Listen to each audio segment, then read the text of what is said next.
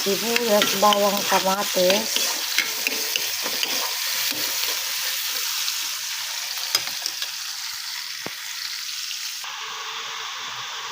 So, ayan na guys, ang aking gulay. Sa tingin nyo, marami pero malit lang ng kawali yan. Kunti lang yan. Sa camera lang po ang malakang marami. Pero sa personal talaga, kunti lang yan.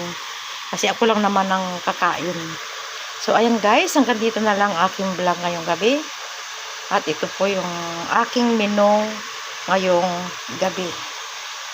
Isa lang akong kakain nito.